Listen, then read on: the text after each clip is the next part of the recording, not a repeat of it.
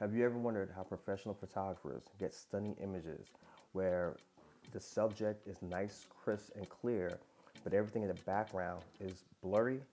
Or have you ever had that thought like, hey, why is this picture so detailed? Why is everything so crisp? Why is everything sharp? Well, the secret lies in something called the depth of field. And in this video, I'm going to show you the three concepts that you need to know in order to understand and master the depth of field. Let's go. First one's going to be aperture.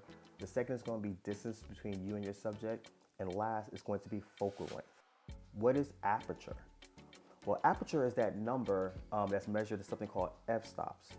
Either f1.8, f2.8, f4.5, f5.6, those numbers.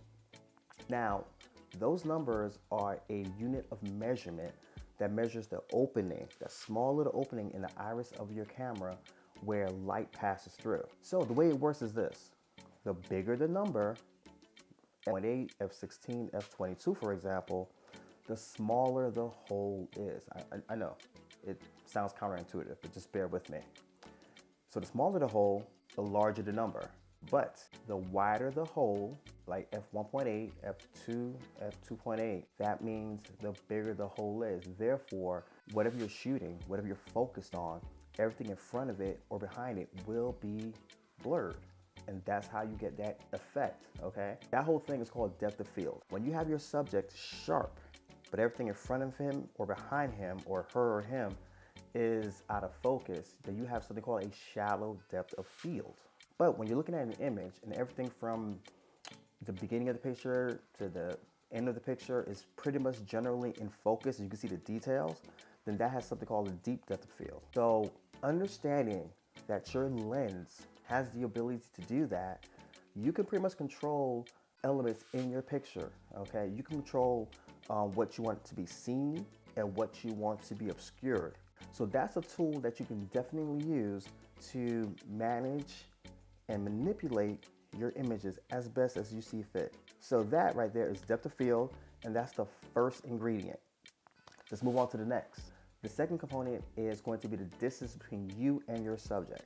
Now, when you're closer to your subject, the background becomes more blurry. It becomes less clear to see. So that's another effect you can use. Now, the further away you are, you move back from your subject, you can see generally more of your background. And that's also another tool. And this is something that I use all the time.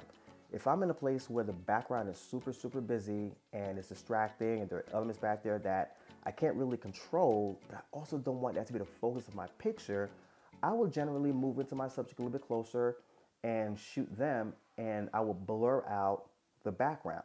That's a tool that I use all the time. So that's the second component.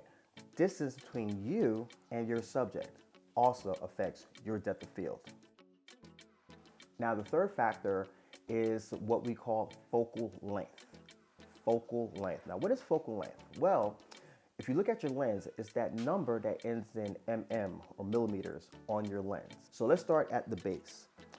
50 millimeters is what we consider normal viewing distance, is what the eye normally sees. So as a human being, if I were to put a lens on your eyeballs, okay, chances are it would fit the range of a 50 millimeter lens. So a 50 millimeter lens is what would fit, is what we generally see as human beings. Now, here's where the fun stuff happens. The longer or larger that number is, so if you go to something like 58 millimeters, 85 millimeters, 135 millimeters, 200 millimeters, you get a longer focal length. Anything below 50 millimeters is what's considered a wider angle of view. And generally, when you're shooting wider angles, you're looking for landscape photography, skyscrapers. You want to shoot more of a scene. To get those images that we're talking about, a longer focal length gives you something called compression. Now, what is compression?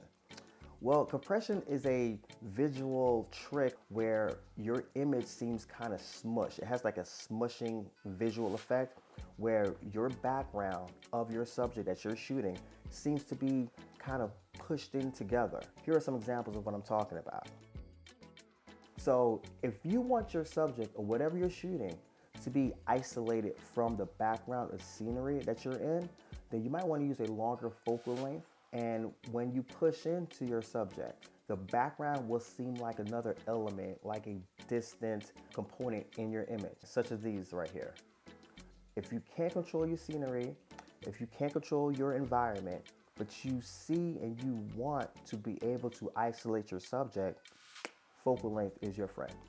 Now, we've learned some amazing things today about how to use a depth of field and what it can do for us. Starting off with aperture, understanding how that works. The wider the iris is, the wider it's open, the shallower the depth of field is for us. And if you want things in more detail, you just have to close it up. The second thing is the distance between you and your subject plays a huge difference between your depth of field as well. Focal length. Making choices about the kind of lens you're going to use makes a huge impact on how your depth of field will work as well. So I hope this was helpful. I hope this was cool. I hope you learned something. Please continue to shoot. Please make mistakes. Please continue to learn, and you'll get better. That I do promise. So if you can, please hit that like, subscribe button, and just follow me for more videos. All right? Take care.